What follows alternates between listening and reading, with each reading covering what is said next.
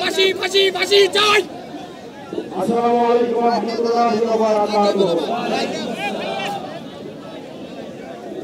আজকে এই যে আমাদের এক সমাবেশ করলাম,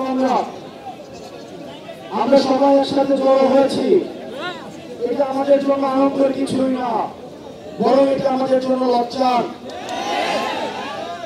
একটা গণহত্যার 1 মাস পরে আমাদেরকে সবাই আবার একসাথে হয়ে আমাদেরকে অন্তর্বর্তীকালীন সরকারকে বুঝাইতে হচ্ছে কেন এই আওয়ামী লীগ নামের রাজনৈতিক দলটাকে নিষিদ্ধ করতে হবে। আওয়ামী লীগকে কোন কারণে রাজনৈতিক দল মনে হয়? আমরা ইতিমধ্যে শুনতে পেয়েছি প্রধান উপদেষ্টা নাকি রাজনৈতিক দলগুলোর সাথে বসার চেষ্টা করছেন, তাদের সাথে আলোচনা করে তাদের সাথে ঐক্যমত্যে পৌঁছিয়ে তারপর নাকি সিদ্ধান্ত নিবে।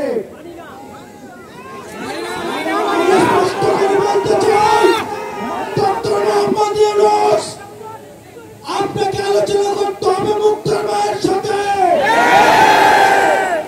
আপনাকে আলোচনা করতে হবে স্নিগ্ধর মায়ের সাথে, আপনাকে আলোচনা করতে হবে ওয়াসিমের মায়ের সাথে, আপনাকে আলোচনা করতে হবে আবু সাইদের বাবার সাথে, আপনাকে আলোচনা করতে হবে যাকে রাজনৈতিক কারণে উঠে নিয়ে গিয়েছে ইলিয়াসের স্ত্রীর সাথে। ডক্টর মোহাম্মদ ইউনূস আওয়ামী লীগ কোনোভাবে রাজনৈতিক দল নয়। 1974 সালে আওয়ামী লীগ নামক রাজনৈতিক দলটা বাকশাল কায়েম করে এই দেশে গণতন্ত্রের পরিবর্তে মাফিয়াতন্ত্র চালু করেছিল। সারা দেশে সন্ত্রাস কায়েম করে জাসদের 30,000 নেতা কর্মীকে হত্যা করা হয়েছিল।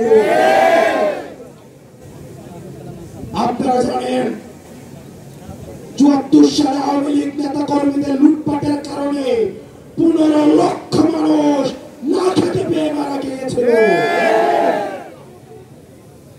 ইতিহাসের প্রত্যেকটা স্তরে স্তরে আওয়ামী লীগের হাতে রক্ত লেগে রয়েছে। আওয়ামী লীগ যে শুধুমাত্র ক্ষমতায় থাকাকালীন রক্ত ঝরিয়েছে বিষয়টা এমন নয়। আপনারা দেখেছেন 2006 সালে লগি বইটা দিয়ে লাঠি দিয়ে লগি দিয়ে পিটিয়ে পিটিয়ে মানুষকে হত্যা করেছে। সর্বপ্রথম আপনারা জানেন 2009 সালে বাংলাদেশের ফার্স্ট লাইন অফ ডিফেন্স ভারতীয় আগ্রাসনবাদের সহায়তায় আওয়ামী লীগ হচ্ছে ভারতীয় এক্সটেনশনের একটা দল। ভারতীয়দের সহায়তায় আমাদের দেশপ্রেমিক পিডিআর সৈন্যদেরকে পিলখানাতে নৃশংসভাবে হত্যা করেছে। আওয়ামী লীগের অপরাধের ফিরিস্তি যদি দিতে যাই, ইতিমধ্যে আওয়ামী লীগের অপরাধের ফিরিস্তি অনেক দেওয়া হয়েছে। আমরা সহজ ভাবে যদি বলতে চাই, 100টা ফেরাউন 100টা নমরুদকে যদি একসাথে করা হয় তাহলে একটা হাসিনা পাওয়া যাবে না। আমরা স্পষ্ট ভাষায় বলতে চাই, এদেশের রাজনীতিবিদ যারা রয়েছেন, ফেসিবাদ বিরোধী রাজনীতিবিদ যারা রয়েছেন, আপনাদের প্রতি আমাদের সম্মান রয়েছে, শ্রদ্ধা রয়েছে। আপনাদের প্রতি আপনাদের দীর্ঘ 1.5 দশকের লড়াই সংগ্রামকে আমরা শ্রদ্ধা জানাই। একই সাথে সাথে এই জিনিসটি আপনাদের কাছে আহ্বান জানাই, এই আওয়ামী লীগের চ্যাপ্টারটা 5ই আগস্টই ক্লোজ হয়ে গেছে, এটাকে রিওপেন করার চেষ্টা করেন না। আমাদেরকে বলা হয় বিদেশ থেকে নাকি ইনক্লুসিভ ইলেকশনের এক ধরনের প্রেসার রয়েছে। 2014 সালে যখন বিএনপি নির্বাচনে আসে নাই তখন ইনক্লুসিভ ইলেকশন কোথায় ছিল? 24 সালে ইনক্লুসিভ ইলেকশন কোথায় ছিল? মিডনাইট ইলেকশনের সময় ইনক্লুসিভ ইলেকশন কোথায় ছিল? বাংলাদেশের রাজনীতি এই ভূখণ্ডের মধ্য থেকে নির্ধারিত হবে। বিদেশের প্রেসক্রিপশনে বাংলাদেশের রাজনীতির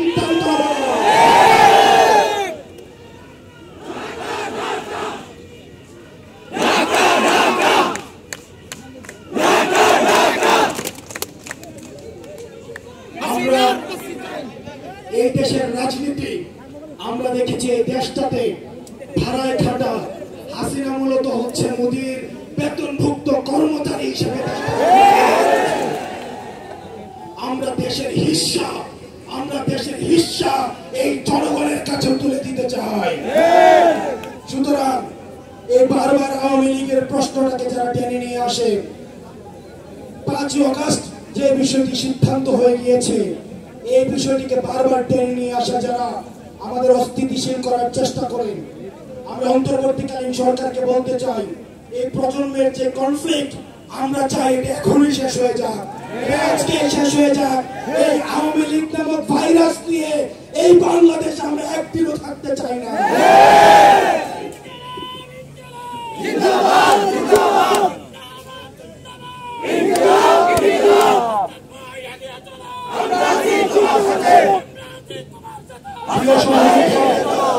সংগ্রামী সহযোদ্ধা, আপনাদেরকে বলতে চাই শেষ রক্তবিন্দু দিয়ে একজন ব্যক্তি যদি থাকে এখানে, আরো যদি 1 মাস প্রয়োজন হয়, 1 বছরও প্রয়োজন হয়, আওয়ামী লীগকে নিষিদ্ধ না করা পর্যন্ত আমরা এই ময়দান ছাড়ব না।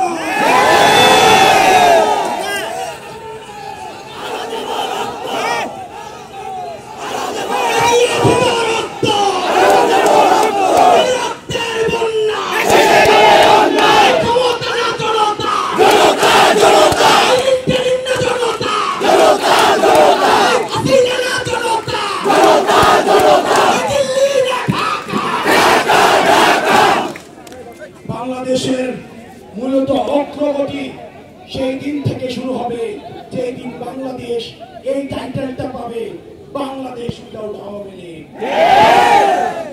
আমরা সেই টাইটেল দেওয়ার জন্য আমরা কিছুক্ষণ আগে আমরা মানুষের সমাগম করার জন্য এই জায়গাটা বেছে নিয়েছিলাম।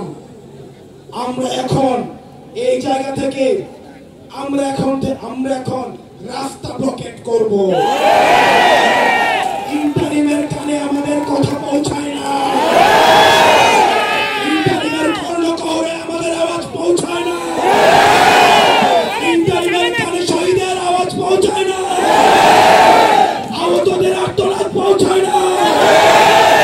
আমরা এখান থেকে এখন গিয়ে শাহবাগ অবরোধ করব যতক্ষণ পর্যন্ত আওয়ামী লীগকে নিষিদ্ধ না করে, আওয়ামী লীগকে নিষিদ্ধ করে প্রজ্ঞাপন জারি করা হবে।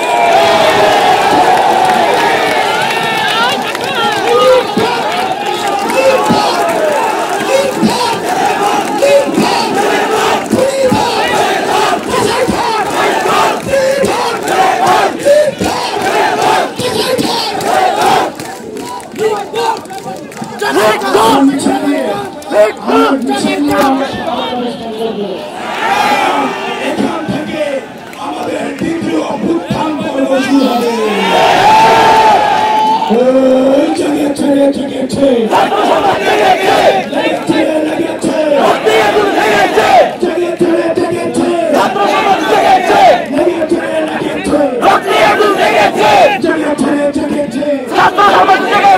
লেগেছে লেগেছে আমার সোনার বাংলা, আমার সোনার বাংলা,